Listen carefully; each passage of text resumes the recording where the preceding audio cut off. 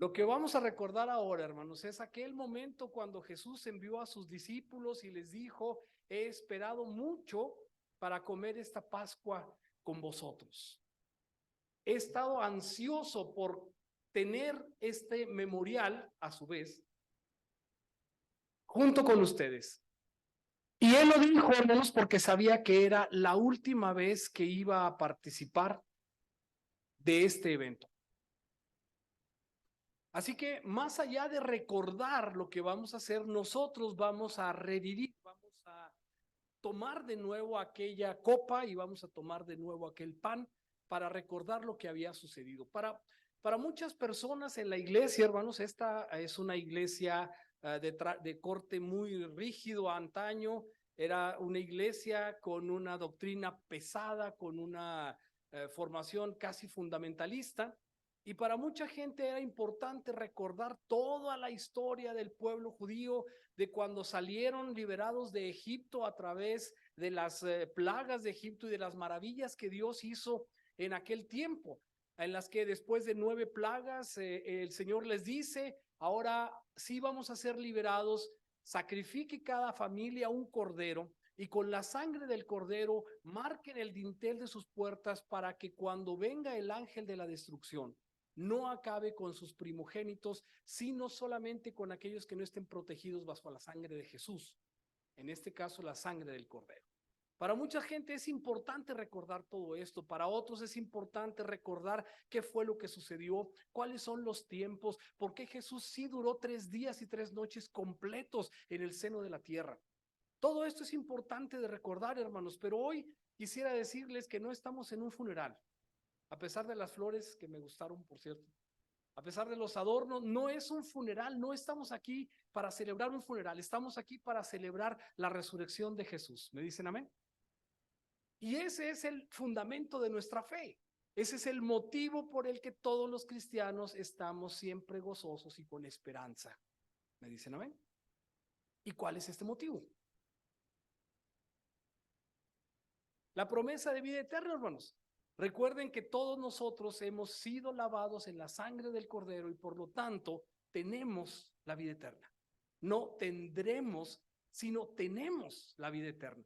Eso es de fe, no de nosotros, es un regalo de Dios, es un regalo inmerecido que Él nos da para eso. Por eso estamos aquí, ¿sí? Para que cumplamos aquella frase que dice: así que cada vez que comieren este pan y bebieren esta copa, la muerte del Señor anunciamos hasta que Él venga. ¿Y eso cuándo va a ocurrir, hermanos? Nadie lo sabe, porque nadie sabe el día ni la hora, ni siquiera los ángeles, ni siquiera Jesús mismo, sino solamente Dios el Padre. Así que la Biblia dice, hermanos, que la misericordia de Dios es nueva cada mañana, y por lo tanto no hemos sido todavía destruidos, ni el fin del mundo ha llegado a pesar de lo que se dice y se anuncia. Solamente la misericordia de Dios, hermanos, es la que nos mantiene hasta aquí. ¿Me dicen amén? Y es, hermanos, que entonces el evento que nos reúne hoy es el fundamento de nuestra fe. Entonces este mensaje es sencillo, pero no es simple. Espero poder aclararlo. Es un mensaje sencillo, ¿sí? Dios no quiere que ninguno perezca, sino que todos procedan al arrepentimiento. ¿Es complicado? No, pero no es simple. Tiene una profunda teología, tiene una profunda base doctrinal, y es un mensaje dado al corazón. Es un mensaje para que la gente lo escuche, lo crea, pero lo sienta, porque en tanto tengas la fe aquí arriba, es para poco provechoso. La fe debe estar en el corazón. ¿Me dicen amén? Porque con el corazón, dice la Biblia, es como se cree. Mucha gente pasará por allá afuera y dirá: válgame, entró mucha gente ahora con traje y corbata, hasta traían comida, algo van a hacer, ¿qué estará pasando? Mucha gente no sabe de lo que se trata, mucha gente ignora que un día como hoy, un 14 de Nisan, hace 20 siglos, Jesús dio su vida por cada uno de nosotros. A nosotros nos hace un eco y nos produce gozo, porque sabemos que esta promesa de Dios fue cumplida en su momento, en ese exacto día, cuando los corderos eran sacrificados para perdón de los pecados de todo el pueblo. Así que, hermanos, en esa ocasión, Jesús dijo así, pónganme atención: oh Padre, Señor del cielo y de la tierra, te doy gracias por esconder estas cosas de los que se creen sabios y entendidos y por revelárselas a los que son sencillos. Así que a pesar de que es un mensaje simple, es un mensaje sencillo, decía, no es un mensaje simple, porque, hermanos, la palabra de la cruz, dice la Biblia en 1 Corintios, es locura para los que se pierden. No tiene sentido para las personas. No tiene sentido que les digamos que Dios tomó forma de hombre y vino a la tierra y murió por nuestros pecados. Alguna persona me dijo una vez, se jactaba de ser ateo, y me dijo, ¿cómo puedes creer en un Dios que se dejó matar? ¿Cómo puedes creer en un Dios al que pudimos matar, al que pudimos quitarle la vida? Piense un momento. ¿Ese es el Dios en el que estamos creyendo? ¿Hubo poder en los romanos para matar a Jesús? ¿Qué fue lo que sucedió entonces, hermanos? ¿Hubo poder en Poncio Pilatos para condenarlo? No, eso es lo que motiva mi reflexión de hoy. Estamos, hermanos, en un mundo de incrédulos, en un mundo de hombres y mujeres que no quieren escuchar de Dios, que no quieren saber que hay algo más allá después de la muerte, que no quieren saber que hay un camino de salvación, porque ni siquiera piensan que deben ser salvos. Preguntan, ¿salvos de qué? Y blasfeman y dicen, yo no le pedí a Jesús que muriera por mí. Y les parece una locura, como dice la palabra, que las personas digan que necesitamos ser salvados. Si la gente no piensa que debe ser salva, entonces no se acercan a Dios. Y nosotros estamos aquí puestos en el mundo, hermanos, para llevar este mensaje a todo aquel que quiera creer. ¿Me dicen amén? Entonces, hermanos, a mí me da mucho gusto que la iglesia esté llena hoy y me da mucho gusto que nosotros podamos estar preparados para recibir el mensaje y también para llevarlo a aquellos que lo puedan necesitar. ¿Qué tan extraño es, hermanos, decir que Dios tomó forma de hombre y este hombre no solamente fue un humano, sino fue un siervo de los demás? Y ese es el Dios en el que creemos. Es una idea que va en contra de la cultura actual, porque la cultura actual dice que tenemos que ser exitosos y que tenemos que vestir ropa de cierta marca y que tenemos que tener éxito de cierta forma como el mundo lo ve, pero nosotros creemos en un Dios humilde, en un Dios de amor, en un Dios perdonador. Choca con nuestra cultura y las personas no pueden creer esto, menos pueden creer que al tercer día este Dios, después de haber muerto, resucitó. ¿Me dicen amén? Así que si analizamos un poco, nosotros mismos decimos, estamos creyendo en algo que prácticamente no tiene sentido para los hombres. Se necesita fe para creer en esto. ¿Me dicen amén? Algunas personas, hermanos, no pueden creer en Jesús porque no pueden creer que sea Dios que tomó cuerpo. No pueden creer muchas cosas de lo que se dice de Jesús y tampoco pueden creer en su resurrección. Las personas de aquel tiempo escribieron esto, lo voy a leer para ustedes. Dice, al día siguiente, después de que habían acontecido estas cosas, se reunieron los principales sacerdotes y los fariseos ante Pilato. Pilato era un gobernante romano que estaba a cargo de toda la región de Judea, excepto de Galilea, donde estaba Herodes. Y entonces le dicen, Señor, nos acordamos que aquel hombre, cuando estaba en la tierra, decía, después de 3 días resucitaré. Manda pues que se asegure el sepulcro hasta el tercer día, no sea que vengan sus discípulos de noche y roben el cuerpo y le digan al pueblo, resucitó de entre los muertos, y será peor este postrer error que el primero. Y Pilato les dijo, tomen una guardia de soldados romanos y asegurarlo como ustedes quieran. Así que pusieron una piedra circular alrededor del sepulcro de Jesús, pusieron una banda de lodo alrededor y una cuerda que aseguraron con lodo también, y pusieron ahí a varios guardias que estuvieron vigilando. Entonces aseguraron el sepulcro y se fueron contentos de que nadie pudiera robar el cuerpo para decir que Jesús había resucitado. Pero no contaban con una cosa, hermanos. Y la cosa muy sencilla es que el poder de Dios levantó a Jesús de los muertos y la puerta fue removida por un ángel y los guardias salieron huyendo despavoridos de lo que estaba sucediendo. Y desde entonces, hermanos, nosotros sabemos que Jesús resucitó porque apareció a más de 500 testigos y porque muchas personas lo vieron después de que había resucitado. Nuestra fe, hermanos, se basa en la resurrección de Cristo. Y Pablo dice, si Cristo no resucitó, entonces vana es nuestra fe. Pero Cristo resucitó siendo las primicias de todo lo que va a ocurrir con nosotros. ¿Y qué es lo que va a ocurrir, hermanos? Espero ver una sonrisa en su rostro, porque la promesa de Dios es que así como Cristo se levantó de los muertos, nosotros también nos levantaremos al toque de la trompeta cuando los ángeles llamen y cuando Jesús regrese a la tierra. ¿Me dicen amén? Y entonces queda una pregunta, hermanos, por decir, mucha gente no cree en Jesús. Eso es algo que va a pasar. El profeta decía, ¿quién ha creído a nuestro anuncio? Levanten la mano los que han creído a este anuncio. ¿Sí? Levanten la mano los que no creen este anuncio. Levanten la mano los que no están seguros. El mundo se puede dividir en dos, hermanos, los que creen o creemos y los que no creen. ¿Sí? Muchas personas no creían que hubiera un Mesías. Muchas personas dudaban en aquel tiempo. Se levantaron muchos diciendo ser el Cristo. Tal vez usted no pueda saber todo el detalle. Es poca la información. Pero en el libro de los Hechos, Gamaliel, un maestro judío, le dice a toda la gente, en aquellos tiempos se levantó Teudas. No sabemos mucho de este hombre. Y él decía ser el Cristo. Y levantó a 400 personas en contra de los romanos con armas y todo. Pero fueron aplastados como una rebelión y la gente dijo, no, este no es el Cristo. Y después se levantó otro de nombre Judas y se decía Judas el Cristo. Y llevó también a un cierto número del pueblo con ellos, pero luego fueron apresados y fueron dispersados y se acabó el movimiento. Pero el movimiento de Jesús, hermanos, era un movimiento que la gente podía ver. Desde su nacimiento empezó a cumplir todas las promesas que estaban hechas acerca del Mesías. Y su camino, su desarrollo de ministerio, empezó a presentar tantos milagros que la gente lo vio, lo aceptó, lo aplaudió, lo aclamaban al llegar y lo recibieron muy bien el primer año. El segundo año ya no era tan popular. Y el tercer año la gente no sabía qué iba a pasar porque decían, el Mesías tiene que tomar unas espadas e ir en contra de los romanos. Pero esto no sucedió.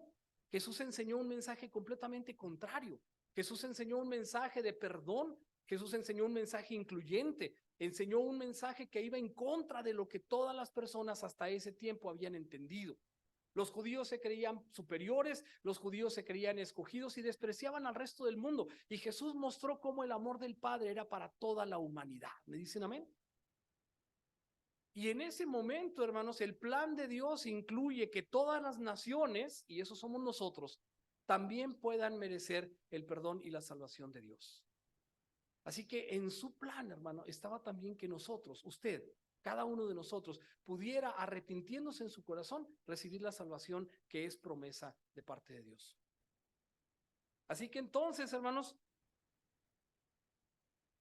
la noche de su captura, cuando habían pasado 3 años, cuando Jesús había hecho toda clase de milagros, Judas le traicionó. Y cuando lo apresaron, lo enviaron ante Anás, un sacerdote, que era suegro de Caifás, el sumo sacerdote. Imaginen, sin enredarnos mucho en jerarquías, que era la forma en la que estaban organizados y el principal de los sacerdotes, el sumo sacerdote, lo recibió. Y estaban muy molestos con Jesús porque él había entendido, la gente había entendido que Jesús era el Hijo de Dios, era el Mesías prometido. Cuando lo llevaron ante Caifás, se le preguntó, ¿eres tú el Hijo de Dios? Y Jesús no respondió. Jesús estaba esperando. Muchas veces en su ministerio lo quisieron hacer rey. Muchas veces en su ministerio lo quisieron exaltar porque hacía grandes cosas, pero él nunca lo permitió, no se dejó hasta este momento cuando es capturado. Lleva ante Caifás y Caifás le dice, ¿eres tú el Hijo de Dios? Cuando Jesús admite esto, hermanos, el sumo sacerdote en señal de blasfemia rompe sus vestiduras y entonces Jesús es condenado por el Sanedrín, lo que es la liga, lo que es la justicia religiosa, y entonces es condenado a muerte. De ahí lo atan y lo llevan con Pilato. Póngame atención, voy a hacer un resumen de los 4 evangelios. Lo llevan con Pilato y cuando llega con Pilato, este hombre dice, no encuentro ningún mal.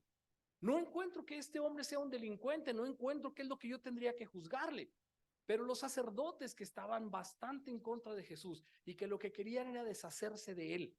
Les voy a decir por qué. Porque estaba acabando con la estructura religiosa del tiempo. Así que querían deshacerse de él y le dicen, este hombre está levantando al pueblo en contra de los romanos y en contra del César. Así que dos cosas hacen que acusen a Jesús. Uno, que se decía hijo de Dios, y dos, que se decía rey de los judíos.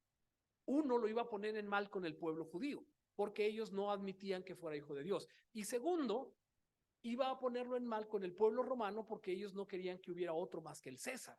Así que estamos en una encrucijada. Jesús es llevado entonces ante Pilato, y Pilato dice, no sé cómo resolver este asunto. Y le dicen, este varón Galileo está haciendo una revuelta y te va a causar problemas. Y Pilato dice, ¿Galileo? Sí, entonces mándenselo a Herodes, porque Herodes es el que gobierna en Galilea. Y lo llevan a Galilea y entonces Herodes dice, este no es mi problema, llévenselo otra vez a Pilato. De ahí viene la frase que dice que lo traen de Herodes a Pilato. ¿Sí? Y entonces, hermanos, cuando Jesús llega ante Pilato nuevamente, Pilato le pregunta una vez más, ¿eres tú el rey de los judíos? Y Jesús no responde nada. La Biblia dice, hermanos, que aquel gobernante estaba asombrado de que Jesús, bajo esa circunstancia y bajo la amenaza de muerte que estaba sobre su cabeza, se mantuviera completamente tranquilo y callado. En Juan es donde dice, ¿por qué no te defiendes? Mira de todo lo que te acusan. Y Jesús guardaba silencio, hermanos. Y Pilato sale otra vez ante el pueblo y dice, no encuentro en qué está haciendo daño este hombre. Y entonces todos le dicen, si no lo condenas, vamos a decir que eres amigo de él y no eres amigo del César. Así que Pilatos, pensando que su carrera política está peligrando, dice, tengo que hacer algo. Se lava las manos en frente de todos y dice, yo no tengo nada que ver con la muerte de este hombre. Va otra vez con Jesús y le pregunta, hermano, es la pregunta clave. Le dice una vez más, ¿eres tú rey de los judíos? ¿Cuál es la respuesta de Jesús, hermanos? Tú lo has dicho. O sea, sí. En ese momento, hermanos, Jesús firmó su sentencia de muerte. Nadie lo condenó, nadie lo iba a matar. Él solo entregó su vida por cada uno de nosotros, por usted y por mí. Pudo haber hecho muchas cosas, hermanos.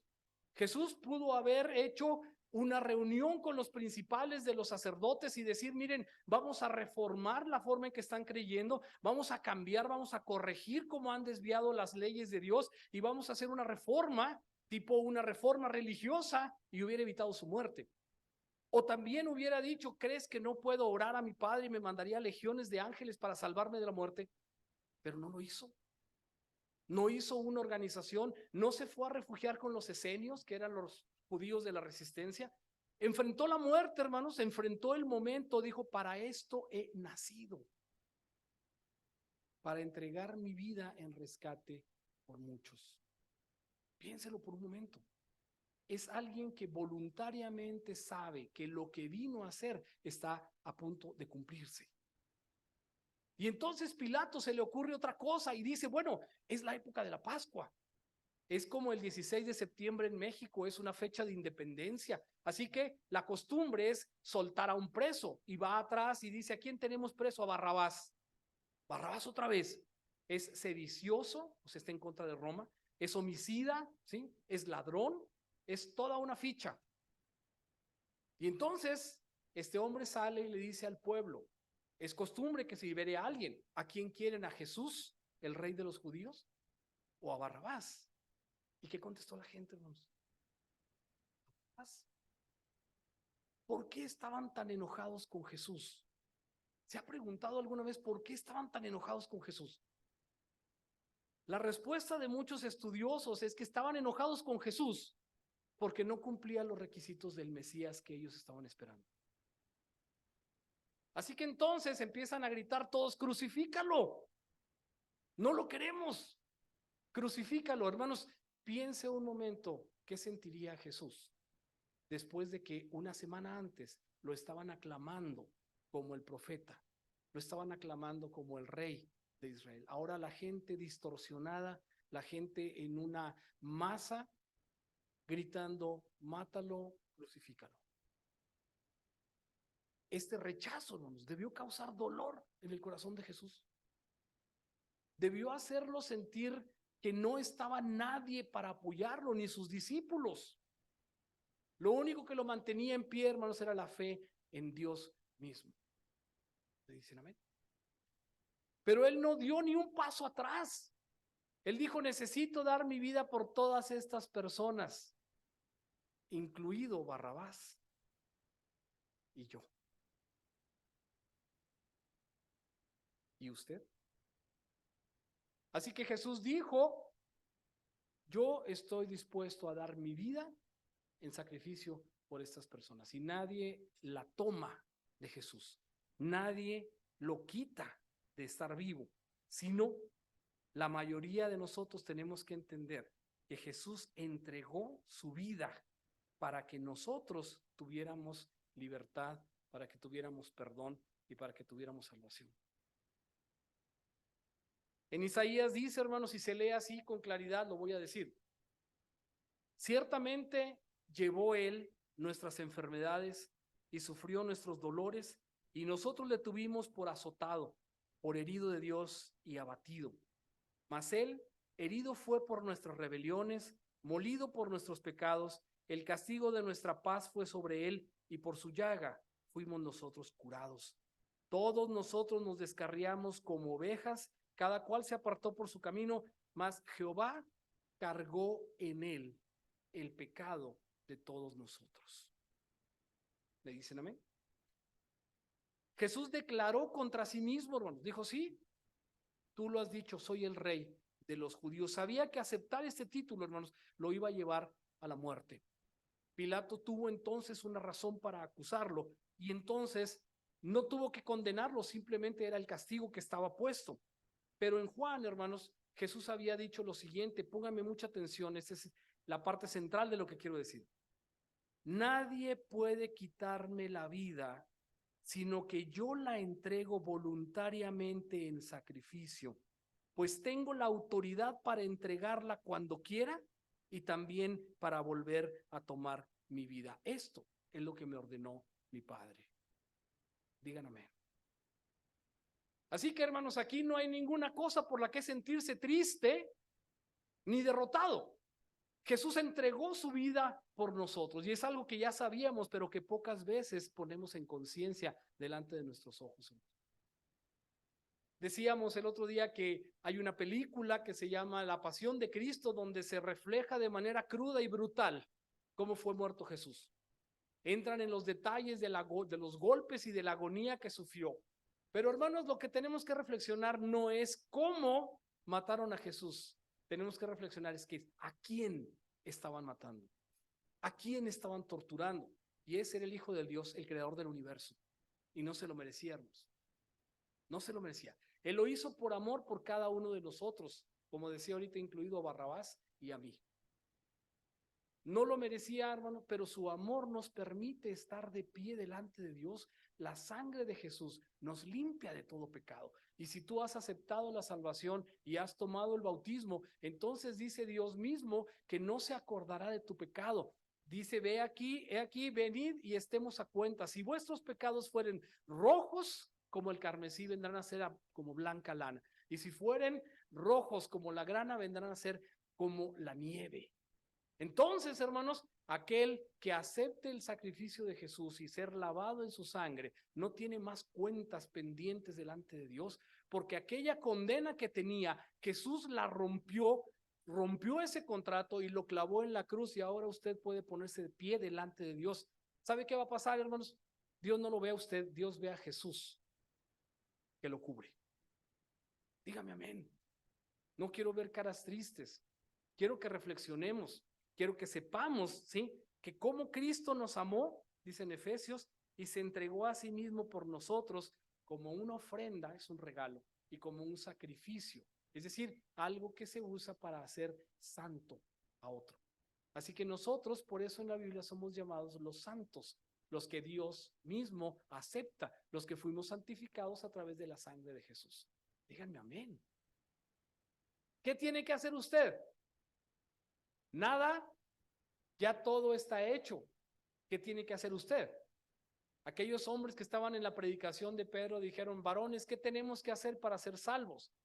Y dice: arrepiéntase cada quien de su camino, ¿sí? Y bautícese para que reciban el don del Espíritu Santo. Y eso es lo que estamos haciendo aquí. Estamos haciendo aquí un acto de memoria, un memorial, pero estamos haciendo también un acto de ciudadanía. Esto será para que estemos participando también en el reino de Dios cuando Él venga. Dígame amén otra vez. Termino con esto, hermano. Muchas cosas dijo luego Jesús en el Gólgota, aquella colina que tenía una forma de calavera y se llamaba el Gólgota. Hasta ahí llevaron a Jesús y a otros dos que iban a crucificar. Y una de las últimas cosas que dijo, hermanos, fue: Elohim, Elohim, lama sabactani. Traducido quiere decir: Señor, ¿por qué me has abandonado? Ponga un momento esta pregunta en su cabeza y piense por qué Jesús, que estuvo siempre cerca de Dios, siente en este momento que Dios le ha abandonado. Colgado en la cruz, atravesado de sus manos, casi sin poder respirar por las fracturas que tiene también en sus pies que no le permiten levantarse, a punto de morir en la asfixia, atravesado su costado con una lanza. Siente el peor de los dolores que puede tener. Él mismo, que siempre ha sido una cosa con el Padre, siente que el Padre lo suelta de la mano. Y la respuesta, hermanos, aparente de esto es que hay un momento en el que Dios carga en él el pecado de todos nosotros. Y al ser Dios, un Dios santo, no puede tenerlo de la mano. En ese momento, hermanos, Jesús es hecho pecado a causa de nuestro pecado. Y cuando Él expira, dice una frase que es: consumado es. Es decir, misión cumplida. Es decir, está hecho, a esto es a lo que vine, lo logré, lo consiguió, venció a la muerte. Ahora sí es Jesús el rey de los judíos, y es Jesús el rey de la creación, y es Jesús el rey de todos nosotros. ¿Me dicen amén? En ese momento, hermanos, Jesús es ahora entonces el rey de la creación, es aquel que voluntariamente dio su vida por cada uno de nosotros, y aquel que nosotros deberíamos de agradecer siempre esa oportunidad de poder estar de pie delante del trono de Dios, porque Él es nuestro abogado. Podemos acercarnos confiadamente a Dios porque Él hizo esto de manera voluntaria, porque tiene poder para entregar su vida y tiene poder también para recuperarla. Gracias a Dios por ello, hermanos. Yo deseo que Dios nos bendiga este día y que tengamos en mente que haciendo esto estamos haciendo un recordatorio de lo que hizo Jesús hasta que Él regrese. Dios les bendiga.